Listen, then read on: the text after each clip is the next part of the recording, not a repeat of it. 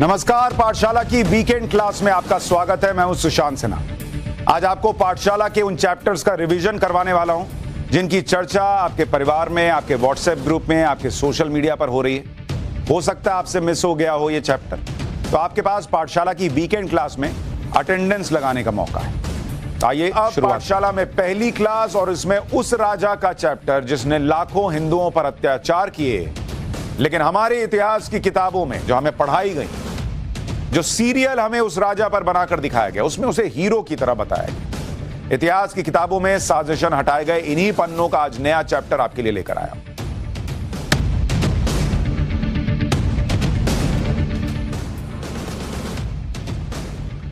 जब भी भारत के इतिहास की बात होती है तो बात मुगलों से शुरू होती है और मुगलों पर ही खत्म हो जाती है।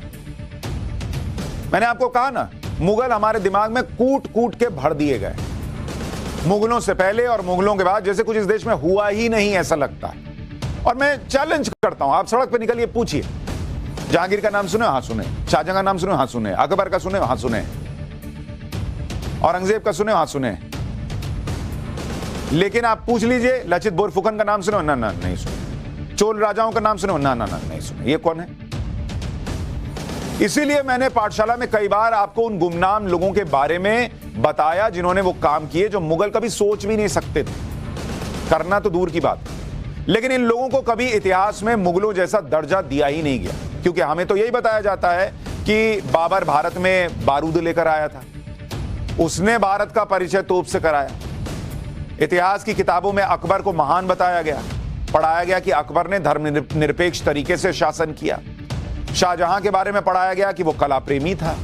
बताओ, प्यार की सबसे अमर निशानी ताजमहल का निर्माण करा दिया। बच्चे स्कूल से जाते हैं, टोटी पकड़ के फोटो खिंचाते हैं, मतलब दिखते हुए कि टोटी पकड़ ली। इतिहास की किताबों में जहांगीर के बारे में बताया गया कि वो बहुत न्यायप्रिय था। यहां तक कि औरंगजेब के बारे में भी बहुत कुछ लिख दिए, अत्याचारी था वगैरह वगैरह, थोड़ा बहुत पढ़ा के कि हाँ बहुत न्यायप्रिय भी था, मेहनती बादशाह भी था, ये सब भी बता दिए।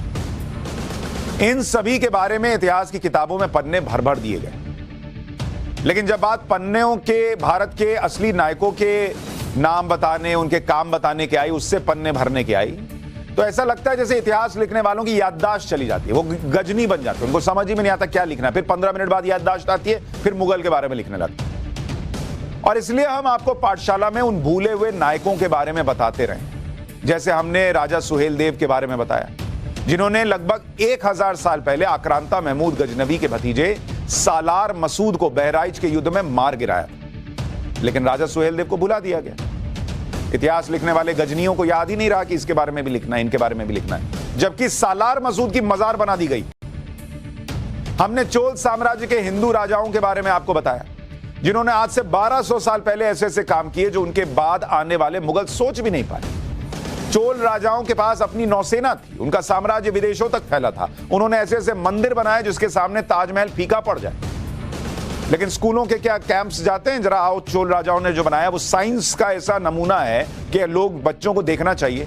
नहीं, वही टोटी पकड़ के फोटो खिंचा रहे। अरे वो फोटो खिंचवाइए, फिर उधर भी लेके ना जाइए।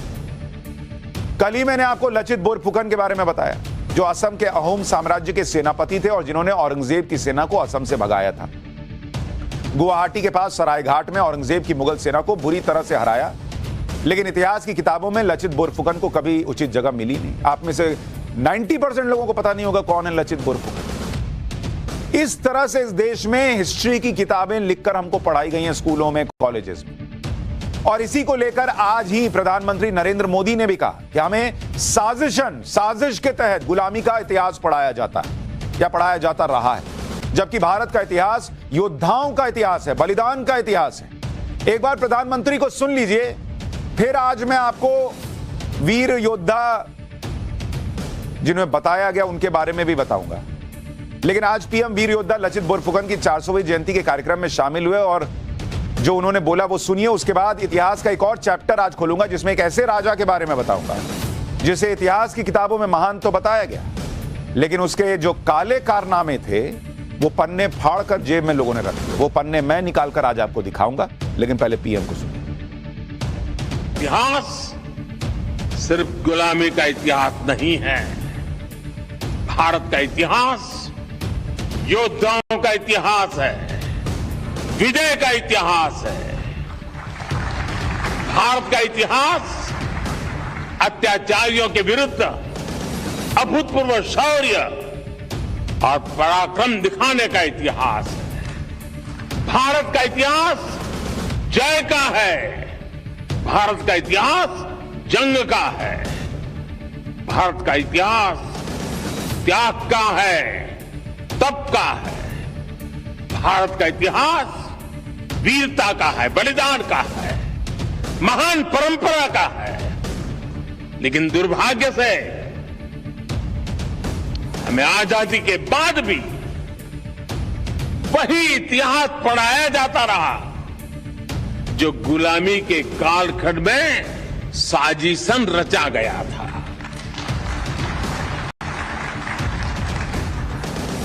आजादी के बाद जरूरत थी हमें गुलाम बनाने वाले विदेशियों के एजेंडे को बदला जाए, लेकिन ऐसा नहीं किया गया। देश के हर कोने में मां भारती के वीर बेटे बेटियों ने कैसे आतताइयों का मुकाबला किया, अपना जीवन समर्पित कर दिया। इस इतिहास को जानबूझ करके दबा दिया गया। देश के प्रधानमंत्री मंच से खड़े होकर कह रहे हैं कि हमें जो इतिहास बताया गया वो साजिशन ऐसा बताया गया है जिसमें आक्रांताओं आतताइयों को गौरवान्वित किया गया है। लेकिन जो लोग लड़े, जिनका गौरवशाली इतिहास है, उन्हें साजिशन दबा दिया गया। और इसलिए जब मैं पाठशाला में ये आपको बताता हूं तो सिर्फ सुनिए मत, ये जानकारियां दूसरों को बताइए। जो लोग पाठशाला नहीं देख रहे हैं उनको लाइए, दिखाइए, क्योंकि ये एक मुहिम है। क्योंकि इस देश के अंदर इतिहास के पन्ने सिर्फ ऐसे लोगों के नाम से, उनके काम से भर दिए गए, जैसा लगता है उन्होंने ही सब कुछ किया। इतना ही नहीं हुआ, दो चीजें हुई। एक, कईयों को इतिहास के पन्नों से हटा दिया गया, मिटा दिया गया, बताया नहीं गया उनके बारे में, उनका गौरवशाली इतिहास। और दूसरा, कई लोगों को हीरो दिखाने के चक्कर में उनके पन्ने जो थे, जहां वो विलेन दिखते थे, वो फाड़ दिए गए। आज वैसे ही पन्ने लाए, क्योंकि हमारे यहां अब तक ये होता रहा है कि अपनी सुविधा से जो चीज बतानी है बता दी गई, बाकी छुपा लिया गया। आज जिसके बारे में बात कर रहा हूं उसका नाम है टीपू सुल्तान। टीपू सुल्तान के बारे में जो हुआ आपको सुनना चाहिए। टीपू सुल्तान 18वीं सदी में कर्नाटक के मैसूर राज्य का शासक था। बहुत सारे लोगों ने नहीं देखा होगा। हम लोग जब बचपन थे, टीपू सुल्तान सीरियल आता था। इतिहास की किताबों में टीपू सुल्तान को शेरे मैसूर बताया गया। टीपू सुल्तान और उसके पिता हैदर अली ने अंग्रेजों को कई युद्धों में हराया था। यह हमें बताया गया, हमें सीरियल में दिखाया गया कि देखो ये अंग्रेजों से लड़ रहे थे, अंग्रेजों को हरा रहे थे, तुम्हारे हीरो। आज जरा हीरो के पन्ने मैं दिखाता हूं। अंग्रेजों के साथ चौथे युद्ध में टीपू सुल्तान लड़ाई में मारा गया। टीपू सुल्तान की तलवार बहुत मशहूर हुई थी, जो वुड्स स्टील से बनी हुई थी और जिससे वो दुश्मन के लौह कवच को भी आसानी से चीर देता था, यह बताया गया।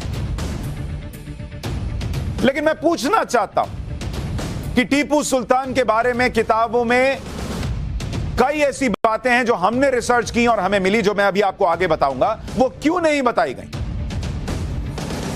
मैं आपको बताना चाहता हूं, टीपू सुल्तान की तलवार के बारे में किताबों में बताया गया, टीवी सीरियल तक बना। यह बताया जाता है कि टीपू सुल्तान की तलवार के हैंडल पर कुरान की आयतें भी लिखी हुई थी। लेकिन यह नहीं बताया जाता कि टीपू सुल्तान के तलवार के हैंडल पर जो लिखा था उसका मतलब क्या है। मैं आपको तस्वीर दिखाता हूं। यह टीपू सुल्तान के तलवार की जो तस्वीर है वो यहां डालिए। टीपू सुल्तान की यह तलवार है और इसका जो हैंडल है, अगर आप देखेंगे, यह हैंडल, इसको जरा पॉज कीजिए एक सेकंड। ये आप जो देख रहे हैं, इस हैंडल पर यह आयत लिखी हुई है या कुछ लिखा हुआ है। इसको जरा जूम करके दिखाइए। टीपू सुल्तान की तलवार के हैंडल पर जो लिखा था उसका मतलब हमें नहीं बताया गया। जबरदस्त तलवार थी, कवच तोड़कर घुस जाती थी, यह बताया। लेकिन हैंडल पर क्या लिखा था आपको पता है? हैंडल पर लिखा था, मेरी विजयी तलवार काफिरों के विनाश के लिए चमक रही है। इस देश के अंदर जिस आदमी को हीरो बता रहे हैं, उसका यह हिस्सा क्यों नहीं बताया कि वो तलवार पर लिखता था कि काफिरों के विनाश से चमक रही है तलवार? ये क्यों नहीं बताया? इतिहास की किताबों में टीपू सुल्तान को महान और बहादुर बताया गया, पर यह क्यों नहीं बताया गया कि वो दक्षिण भारत का औरंगजेब था? इतिहास के पन्ने कहते हैं कि वो दक्षिण भारत का औरंगजेब था। टीपू सुल्तान के बारे में दावा किया जाता है कि उसने अपने राज में हजारों महिला, पुरुष, बच्चों का कत्लेआम किया। जिन्होंने ये बातें बताई उनके बारे में उन्होंने जो लिखा वो क्यों नहीं बताया गया? और इतना ही नहीं, अत्याचार ही नहीं किया, फिर उन्हें गुलाम बनाया। टीपू सुल्तान ने सैकड़ों हिंदू मंदिरों को ध्वस्त किया और मैंगलोर, कुर्ग, कोयंबटूर, केरल जैसी जगहों पर हजारों लोगों का धर्मांतरण किया, यह दावा किया जाता है। यह क्यों नहीं पढ़ाया गया हमें? सीरियल में क्यों नहीं दिखाया? टीपू सुल्तान ने न सिर्फ हिंदुओं बल्कि ईसाइयों पर भी अत्याचार किए, यह दावा करने वाले इतिहासकारों के पन्ने क्यों नहीं पढ़ाए गए? उसने चर्च नष्ट किए, जलाए, उनका धर्मांतरण किया, यह कहां चला गया? सीरियल बनाने वालों को नजर नहीं आया कि यह भी तो दिख रहा है कहीं कहीं? टीपू सुल्तान का यह क्रूर चेहरा किताबों में नहीं बताया जाता। क्यों? तभी तो प्रधानमंत्री कह रहे हैं कि साजिशन, इतिहास के पन्ने जो पढ़ाए गए हैं उसमें साजिश की बू आती है। टीपू सुल्तान ने 1788 में कर्नाटक के कोडागु यानी तब के कुर्ग पर हमला किया था। टीपू की सेना ने कोडागु में कई कस्बों और गांवों को तबाह कर दिया था। कुशालपुरा, ताल कावेरी और मदिकेरी गांव पूरी तरह से उजाड़ दिए थे। 40,000 हिंदुओं को जबरन मुसलमान बनाया। इन गांवों में 7,000 मुस्लिम परिवारों को बसाया गया था। यह क्यों नहीं बताया? अच्छा नहीं लग रहा था बताते हुए? तो जब यह अच्छा नहीं लग रहा था बताते हुए, तो उसको हीरो बनाकर उसका सीरियल क्या बना के दिखा रहे थे भाई? इसी तरह से टीपू सुल्तान ने कालीकट के मालाबार में भी सेना भेजी थी। मालाबार में 7,000 ब्राह्मणों समेत कई हिंदू परिवार रहते थे। टीपू सुल्तान ने 2,000 ब्राह्मणों का कत्ल करवा दिया, यह दावा किया जाता है। सैकड़ों हिंदुओं का जबरन धर्मांतरण करवाया। कई हिंदुओं ने जंगलों में भागकर अपनी जान बचाई थी। और हमारे यहां लोग सुबह सुबह पूजा पाठ करके टीपू सुल्तान लगाना, जरा देखें सीरियल। क्या बॉस, ये सब नहीं दिखा आपको? हमारी रिसर्च टीम को दिखा, आपको नहीं दिखा? कालीकट में टीपू सुल्तान की सेना के अत्याचार के बारे में पुर्तगाली यात्री फादर बार्थोलोम्यू ने अपनी किताब the voyage to the East Indies में लिखा है कि 30,000 बर्बर सैनिकों के दल ने रास्ते में जो मिला उसे मार डाला। सैनिकों के साथ एक हाथी पर सवार टीपू सुल्तान भी चल रहा था। उसके पीछे 30,000 सैनिकों का एक और दल था। कालीकट में ज्यादातर पुरुषों और महिलाओं को फांसी पर लटका दिया गया। फांसी पर लटका देने वाले का बैठ के सीरियल देख रहे थे। लगाना जरा, एंटीना घुमाना जरा, साफ नहीं दिख रहा टीपू सुल्तान। साफ तो आज दिख रहा है जब मैं दिखाऊंगा। मासूम बच्चों को उनकी मांओं के गले से बांधकर फांसी पर लटकाया गया, यह लिख रहा है एक भाई। ये पन्ने क्यों नहीं बताए? हिंदुओं और ईसाइयों को कपड़े उतारकर हाथियों के पैरों से बांध दिया गया था और हाथियों को तब तक घुमाया गया जब तक लोगों के शरीर के टुकड़े टुकड़े नहीं हो गए। यह भी तो टीपू सुल्तान ही था ना। उस वक्त के एक जर्मन यात्री गंटेस्ट ने भी कालीकट में टीपू के अत्याचारों के बारे में बताया। 1788 में टीपू सुल्तान 60,000 की सेना लेकर कालीकट आया और उसने सब तबाह कर दिया। जिस तरह के अत्याचार टीपू सुल्तान की सेना ने किए उसके बारे में बताना भी मुश्किल है, भाई लिख रहे हैं जर्मन यात्री उस वक्त। ऐसे ही दक्षिण का औरंगजेब, यह नाम नहीं दिया जाता कई जगहों। 1964 में लाहौर के पाकिस्तान एडमिनिस्ट्रेटिव स्टाफ कॉलेज से लाइफ ऑफ टीपू सुल्तान के नाम से एक किताब प्रकाशित हुई। अच्छा, कई लोग सोच रहे होंगे इन किताबों में लिखा है ये सही है, नहीं है। भाई जो दूसरा पढ़ा वो भी किताबों से ही पढ़ा ना, तो वो वाला सही था और ये नहीं सही था। ये लिखने वाले सब गलत और वो लिखने वाले सब सही। और टीपू सुल्तान ने अपनी चिट्ठियों में क्या लिखा वो भी आगे बताऊंगा। अभी रुकिए, अभी तो वो चिट्ठियां लगाऊंगा। तो जो किताब आपको बता रहा हूं लाइफ ऑफ टीपू सुल्तान। इसमें लिखा है कि टीपू सुल्तान ने मालाबार के इलाके में 1 लाख से ज्यादा हिंदुओं और 70,000 से ज्यादा ईसाइयों को कन्वर्ट किया, उनका जबरन धर्मांतरण किया और गोमांस खाने पर मजबूर किया। ऐसे लोगों के पास अब इस्लाम में रहने के अलावा कोई चारा नहीं रह गया था। बाद में इन्होंने अपने बच्चों को इस्लाम की शिक्षा देना शुरू किया। धर्मांतरण के लिए टीपू की इच्छा सिर्फ मालाबार इलाके तक सीमित नहीं थी, उसने इसे कोयंबटूर तक फैलाया। लाइफ ऑफ टीपू में लिखा है। टीपू सुल्तान के बारे में इतिहासकारों ने तो लिखा ही है। खुद टीपू सुल्तान ने अपने मातहतों को लेटर लिखकर मालाबार में कत्लेआम और धर्मांतरण का जिक्र किया था। टीपू सुल्तान ने सईद अब्दुल दुलाई और उसके अधिकारी बदरूज जमा खान को एक चिट्ठी लिखी। उस चिट्ठी में क्या लिखा आपको पता है? टीपू सुल्तान खुद लिख रहा है कि अल्लाह की रहमत से कालीकट में लगभग सभी हिंदुओं को मुसलमान बना दिया गया। केवल कोचीन राज्य की सीमाओं पर कुछ लोग बचे हैं जिनका धर्मांतरण नहीं हुआ है। मैं बहुत जल्दी उनका भी धर्मांतरण कराने के लिए संकल्पित हूं। इस लक्ष्य को हासिल करना मैं जिहाद मानता हूं। आपके 2 पत्र मिले जिसमें आपने 135 हिंदू बंदियों के खतना करवाने के बारे में बताया, जो एकदम सही है। हाल ही में मालाबार में एक शानदार जीत मिली है, जहां हमने 4 लाख हिंदुओं को इस्लाम कबूल करवाया है।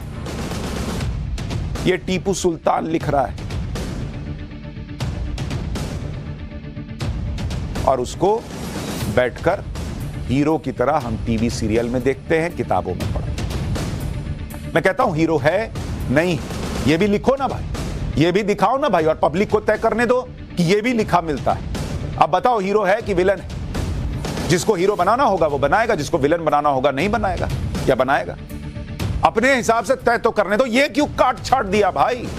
टीपू सुल्तान ने हिंदू मंदिरों को भी निशाना बनाया, जैसा कि उत्तर भारत में औरंगजेब ने किया था। ब्रिटिश राज में मालाबार के कलेक्टर रहे विलियम लोगन ने 1887 में मालाबार मैनुअल नाम की किताब में उन मंदिरों की लिस्ट दी जिसे केरल में टीपू सुल्तान ने नष्ट किया था। ब्रिटिश इतिहासकार बेंजामिन लेविस राइस के मैसूर गैजेटियर में बताया गया कि जब टीपू सुल्तान की मौत हुई तो इतने बड़े साम्राज्य में सिर्फ 2 हिंदू मंदिर थे जहां नियमित पूजा होती थी। ब्रिटिश काल के अफसरों और कई इतिहासकारों के मुताबिक टीपू सुल्तान ने करीब 8000 मंदिरों को तोड़ा था। यह दावा किया जाता, 8000 मंदिरों के तोड़े जाने का दावा। इतिहासकार रवि वर्मा के मुताबिक टीपू सुल्तान ने जिन मंदिरों को तोड़ा उसका जिक्र मालाबार गजेटियर में है। इनमें प्रमुख मंदिरों में तिरुनाव्या मंदिर, जो पूरे भारत में ऋग्वेद की पढ़ाई का केंद्र था, उसको तोड़ दिया गया, यह कहा गया।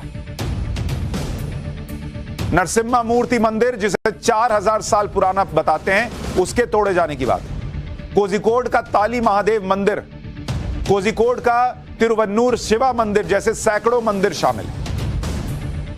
हालांकि कई इतिहासकारों और टीपू सुल्तान के समर्थकों का मानना है कि टीपू सुल्तान हिंदू विरोधी नहीं था। उसने तो मंदिरों को दान दिया था और मंदिरों की सुरक्षा करता था। जैसे जो आपको बताया गया उसका रिवीजन कराता हूं। आपको बताया गया कि टीपू सुल्तान ने कर्नाटक के श्रृंगेरी मठ को मराठों के आक्रमण से बचाया। श्रृंगेरी मठ के जीर्णोद्धार के लिए टीपू सुल्तान ने दान भी दिया था। टीपू सुल्तान ने अपनी राजधानी श्रीरंगपट्टनम के श्रीरंगनाथ मंदिर को भी चांदी का पात्र दान किया था। इसके अलावा नंजनगुड़ा में स्थापित नंजुंडेश्वरा मंदिर में मूर्ति स्थापित करवाई। लेकिन कई इतिहासकारों का मानना यह भी है कि टीपू सुल्तान ने कुछ मंदिरों के साथ जो दरियादिली दिखाई वो उसकी रणनीति का हिस्सा था, क्योंकि टीपू सुल्तान अंग्रेजों के साथ तीसरे युद्ध में बहुत कमजोर पड़ गया था। उसके सामने मराठा निजाम और अंग्रेजों की चुनौती थी।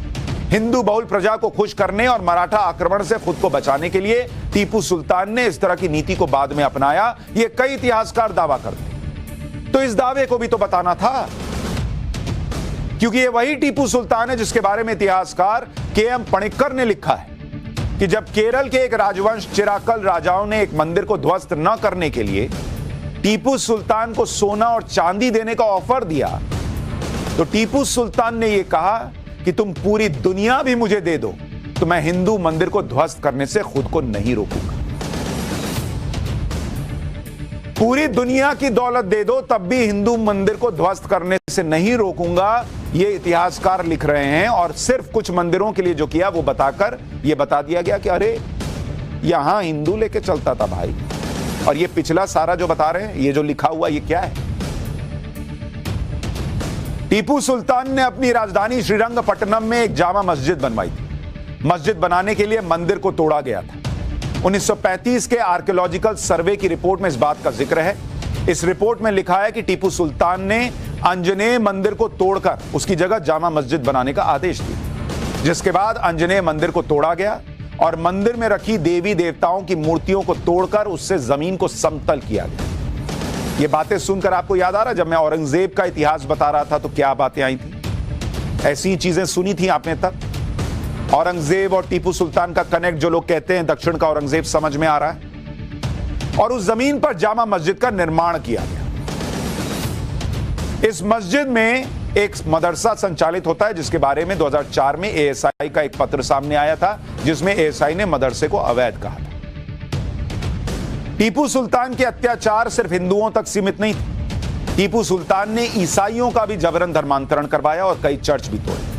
1820 से 1827 तक मद्रास के गवर्नर रहे मेजर जनरल थॉमस मुनरो ने लिखा कि टीपू सुल्तान ने कर्नाटक में 27 कैथोलिक चर्च गिराने का आदेश दिया। मैंगलोर में 60,000 ईसाइयों को गिरफ्तार कर लिया था। इन सभी को मैंगलोर से श्रीरंगपट्टनम ले जाया गया। इस दौरान 20,000 ईसाइयों की मौत हो गई। 30,000 ईसाइयों को जबरन धर्मांतरण से मुस्लिम बनाया था और सैकड़ों की हत्या की थी। श्रीरंगपट्टनम में ईसाई महिलाओं की शादी जबरन मुसलमानों से करवाई गई। इस दौरान जो भी विरोध करता था उसके नाक, कान और होठ काट दिए जाते थे। अगर कोई भागते हुए पकड़ा जाता था तो टीपू के आदेश पर उसके पैर, एक हाथ, नाक और कान को काट दिया जाता था। 1799 में चौथे एंग्लो मैसूर युद्ध में टीपू सुल्तान की मौत के बाद कर्नल विलियम किर्क पैट्रिक को फारसी में टीपू की हैंडराइटिंग में लिखे 2000 से ज्यादा लेटर मिले थे। इन चिट्ठियों में टीपू ने हिंदुओं को काफिर के तौर पर बताया था और अंग्रेजों को ईसाई बताया, जिसके सफाए और फिर धर्मांतरण की जरूरत टीपू ने बताई, जिससे भारत में इस्लामिक राज को स्थापित किया गया। 1782 में राज संभालते ही टीपू ने सबसे पहला काम किया था कि उसने शहरों और कस्बों को का हिंदू नाम बदलकर इस्लामिक नाम रखना शुरू किया। जैसे मैसूर को नजरबाद किया, मैंगलोर को जलालाबाद किया, कोझिकोड को इस्लामाबाद का नाम दे दिया।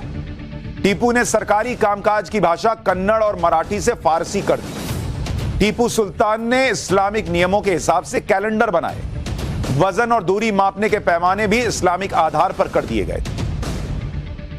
लेखक M.H. गोपाल ने अपनी किताब Tipu Sultan's Mysore an economic study में लिखा है कि टीपू ने सेना और प्रशासन के अहम पदों पर ज्यादातर मुसलमानों को रखा। मुसलमानों को टैक्स नहीं देना पड़ता था। इस्लाम धर्म अपनाने वालों को टैक्स देने से छूट मिल जाती थी। क्यों नहीं बताया ये सब? इस देश के लाखों करोड़ों हिंदू आराम से उठकर सुबह पूजा पाठ करके इस आदमी का सीरियल देखते हैं। कितने लोग इसकी किताबें पढ़ते हैं, इस किताबों में इसके बारे में पढ़ते हैं। मैं सिर्फ इतना पूछना चाहता हूं कि अगर इस देश में हिस्ट्री सही ढंग से लिखी गई है तो ये बातें जो लिखी गई हैं, जिन इतिहासकारों ने लिखी हैं, टीपू सुल्तान की चिट्ठियों का जो जिक्र है, वो कहां चला गया? सोचिएगा, पूछिएगा। और इसलिए कहता हूं, पाठशाला में हिस्ट्री ठीक से पढ़ाने का कार्यक्रम कर रहे हैं। जो छुपाया गया वो भी बता रहे हैं, जो मिटाया गया वो भी ला रहे हैं। इसलिए पढ़िए भी, देखिए भी और दिखाइए भी।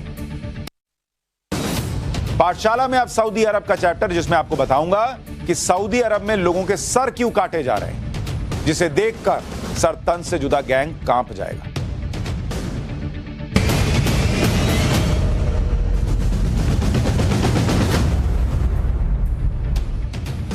सऊदी अरब ऐसा देश है जहां मौत की सजा बहुत सामान्य है। सऊदी अरब में इस साल अब तक 144 लोगों को मौत की सजा दी जा चुकी है। और यह खबर आपको इसलिए बता रहा हूं कि हमारे यहां जो लोग सोचते हैं, कहते हैं भारत में डर का माहौल है, सरकार ये कर रही है, वो कर रही है, यहां तो आप खुले में सरतन से जुदा के नारे लगा रहे हैं।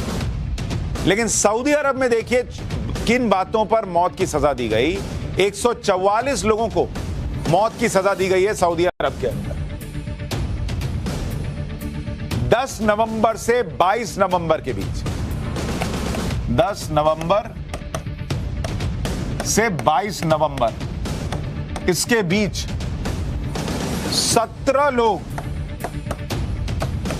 मौत की सजा मिली। 17 लोगों को मौत की सजा,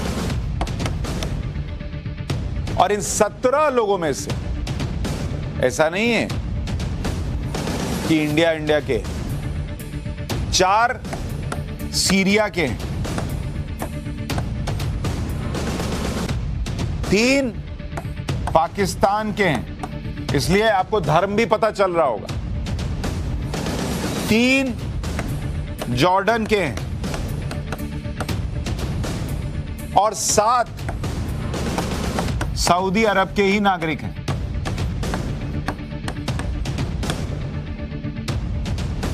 इन लोगों पर ड्रग्स से जुड़े अपराध और प्रतिबंधित चीजों को रखने या बेचने से जुड़े अपराध शामिल। ड्रग्स रखा तो मौत की सजा और गर्दन उड़वा दी। इतना ही नहीं, मार्च के महीने में एक दिन में 81 लोगों को मौत की सजा दी गई। इसकी पूरी कहानी भी आपको बताऊं। इस साल जिन 144 लोगों को मौत की सजा दी गई, उसमें से 47 लोगों पर राजनीतिक साजिश रचने का आरोप था। 56 लोग हत्या के अपराध में शामिल थे। ज्यादातर केस में तलवार से सिर काटकर मौत की सजा दी गई।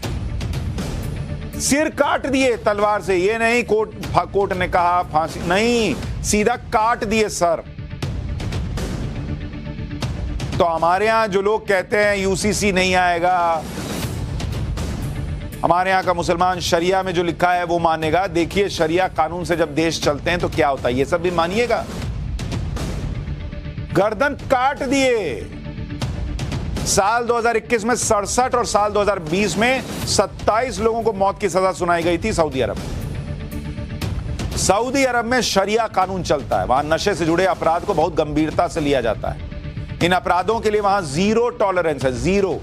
वहां इसके लिए मौत की सजा का प्रावधान।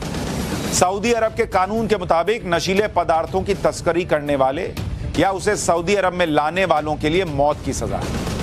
दूसरे देश से नशीले पदार्थ की तस्करी करने वाले शख्स के लिए भी मौत की सजा का प्रावधान है। तस्कर से नशीला पदार्थ खरीदने वाले डीलर को भी मौत की सजा हो सकती है। सऊदी अरब के नारकोटिक्स कानून के मुताबिक पहली बार पकड़े जाने वाले और बार-बार पकड़े जाने वाले अपराधियों के लिए अलग-अलग सजा का प्रावधान है।